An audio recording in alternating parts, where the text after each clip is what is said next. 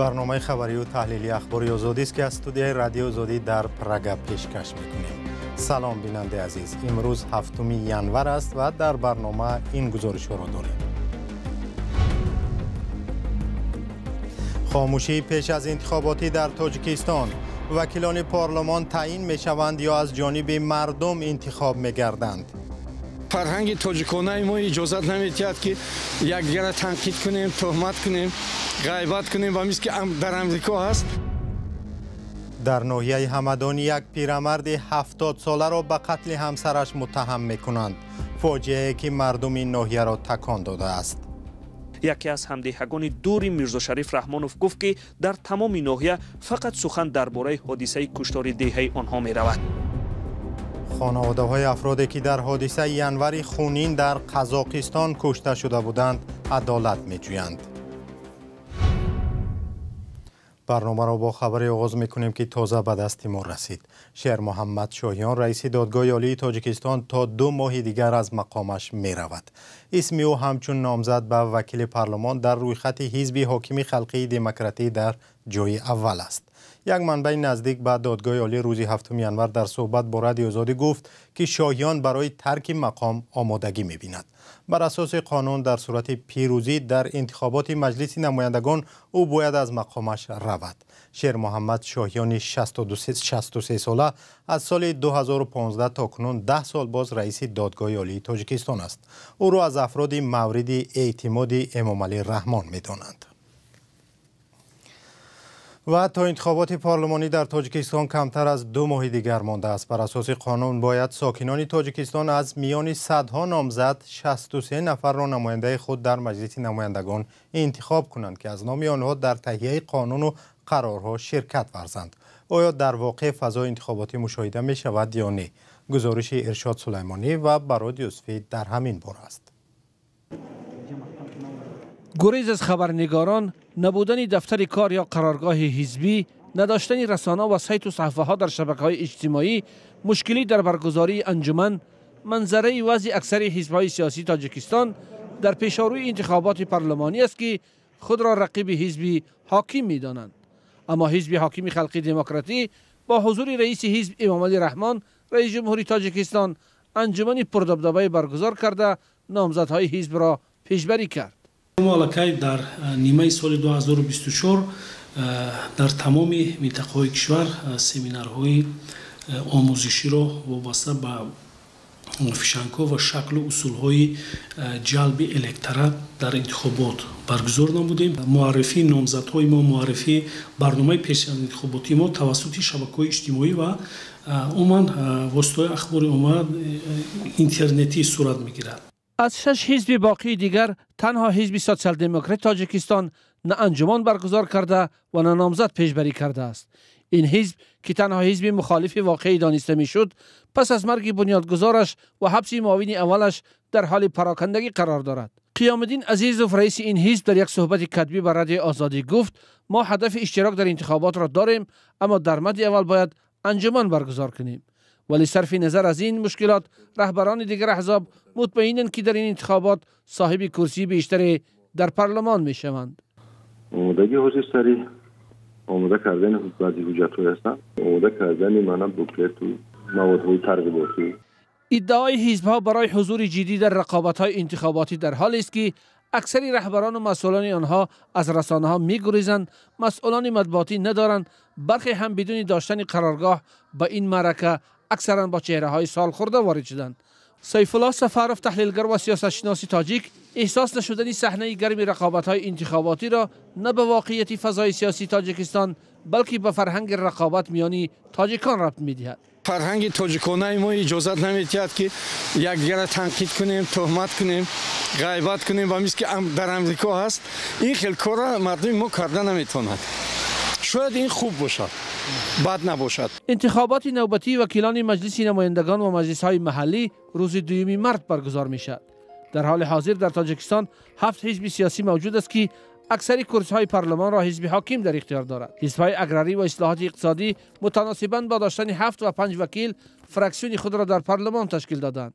حزب کمونیست 2 وکیل و حزب‌های سوسیالیستی و دموکراتیک تاجیکستان یکتایی کرسی در پارلمان دارند. اخیراً رئیس اکنون سابق و وکیل حزب دموکراتیک تاجیکستان در پارلمان سید جعفر عثمانزاده تابستان سال گذشته با گمان غصب حاکمیت و تلاش تبادلات بازداشت شد. تنها حزبی که پارلمانی نیست حزب سوسیال دموکراتیک تاجیکستان است. اخیراً سازمان امنیت و همکاری اروپا در یک گزارش فضای پیش از انتخابات تاجیکستان را با تکیه به قول تعدادی از مصاحبان و کارشناسان برای برگزاری انتخابات دموکراتیک و شفاف و آزاد و عادلانه نامساعد تصویر کرده است.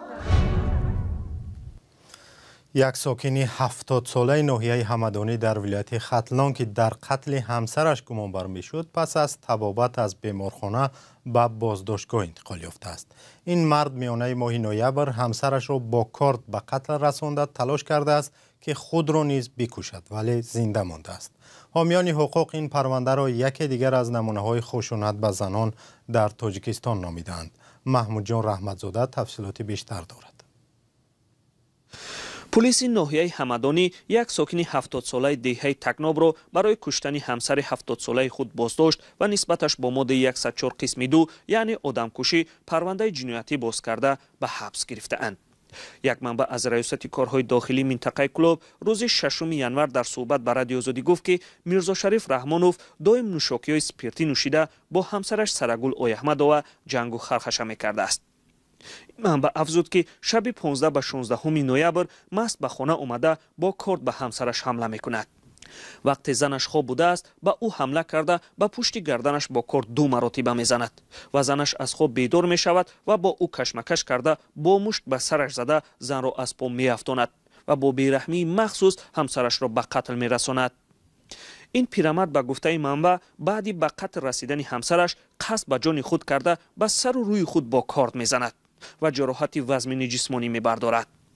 یک کلینش همراهی همین میرزا شریف رحمانوف و خوشتامنش سرگل اویحمدova زندگی میکرده اند. از قضیه خبردار شده همسایه ها را دعوت میکند و همان شب پلیس به جای حادثه رفته به تفتیش قضیه شروع میکند. خود رحمانوف در بیمارستان بستری میشود. در بیمارستان ناحیه همدانی گفتند که بعد رسیدن به بیمارستان میرزا شریف رحمانوف را جراحی کرده از مرگ نجات داده اند. این منبع گفت که تا آخر ماه دکبر او تحت نظارت طبیبان قرار داشت و بعد صحت شدن او را به بازداشتگاه انتقال داده اند. حمله و به قتل رسیدن همسر در دم پیری به گفته مقامات اتفاق کمی کم در ناحیه است. در حکومت ناحیه همدانی گفتند که در 5 سال اخیر در این ناحیه از سوی سالمندان چنین جنایت آدمکشی به قید گرفته نشده بود.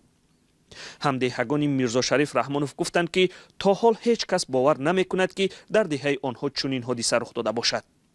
یکی از همدهگان دور میرزا شریف رحمانوف گفت که در تمام ناحیه فقط سخن درباره حادثه کشتار دهه آنها می رود. تا حال نظر خود او و خانواده‌اش به این قضیه معلوم نیست. در صورت اثبات شدن گناه میرزا شریف رحمانوف او را از 15 تا 25 سال زندان تهدید می کند. یک خبر دیگر، امام علی رحمان پرزیدنت تاجیکستان رئیسان 4 ناحیه را در ولایت‌های ختلان و بدخشان از مقام سبکدوش و به جای آنها افراد نو را تعیین کرده است. تغییرات روز 7 ینور صورت گرفت. بنا به فرمان رئیس جمهور تاجیکستان فیروزه شریفی از منصب رئیس شهر نورک برکنار و به جای او ابراهیم میرزازاده تعیین شد. شریفی ماه ینور سال 2024 به این مقام رسیده بود. ظریف خوجه شاهیان که از سال 2019 رئیس ناحیه 5 بود دیگر در این مقام نیست. نجمیدین دولتزاده در کرسی رئیس حکومت ونج آدینشا مرادزاده را عوض کرد. فتح‌الدین صالح‌زاده به جای دادرجان جابرزاده رئیس ناحیه نورآباد شده است. سبب برکناری را گذاشتن به کار دیگر گفتند. با خبری از قزاقستان برنامه را ادامه می‌دهیم. با گذشت 3 سال از حادثه های ینوری خونین خانواده های قربانیان در قزاقستان هنوز عدالت می‌جویند. ینوری سال 2022 مردم بر ضد حکومت اعتراض کردند و تظاهرات با سرکوب و مرگ صدها نفر پایان یافت. تنها در یک شب در شهر شیمکند 20 نفر کشته شد. نوربولت علمیس هم یکی از آنهاست. والدان نوربولت خواستار مجازات ماموران امنیتی شدند ولی خود پدر نوربولت را جزا دادند. زرانگیز نوروز شاه گزارش می‌دهد.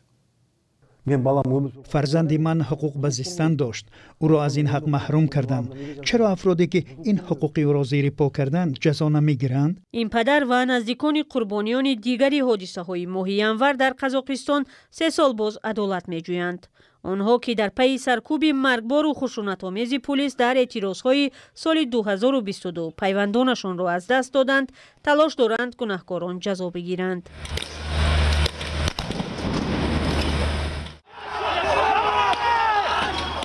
در این نوار که دسترسی آزادی شد، صحنه سرکوب اعتراضگران در شهر شیمکن تصویر یافته است. بالوروی نرخ گاز و کمبیزاعتی مردم را به خیابان برآورد. آنها استعفای حکومت خودکامه را طلب کردند.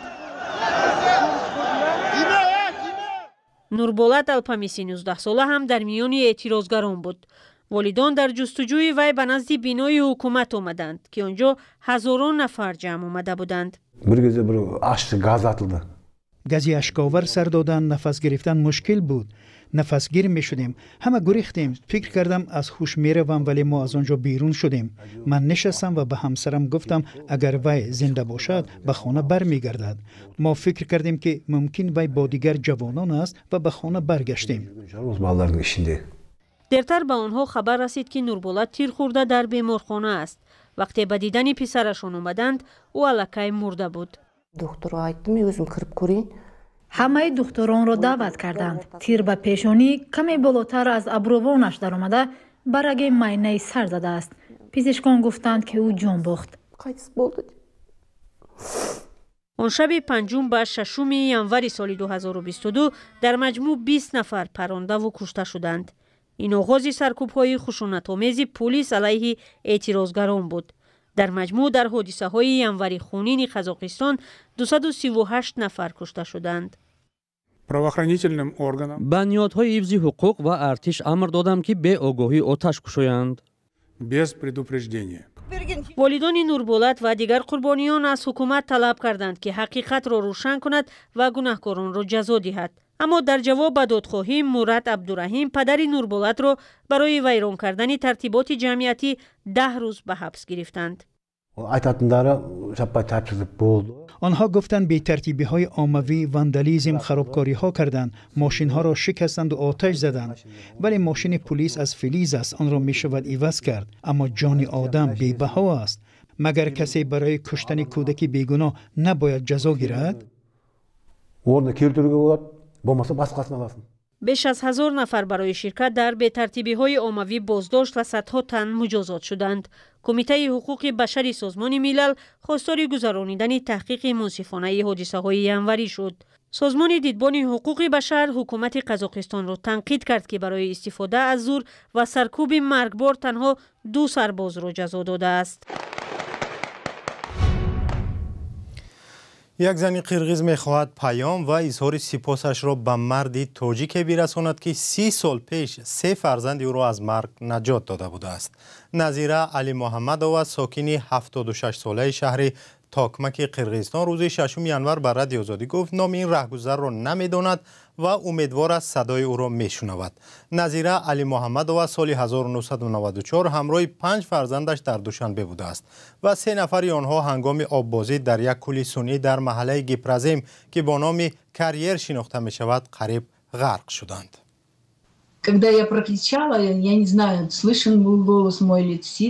نجات دهید، کمک کنید گفته فریاد کردم. او زود به سمت بچه ها نگاه کرد. مسافه بین خود و بچه ها را زود از نظر گذراند. شاید نظامی یا ورزشگر بود ولی پای افضلش را کشیده خود را با سرعت به آب انداخت. بچه ها را یکی پی هم به ساحل برآورد. من با او گفتم نامتان را گویید، در نمازهایم شما را دعا کنم. رد کرد و راهش را دوام داد.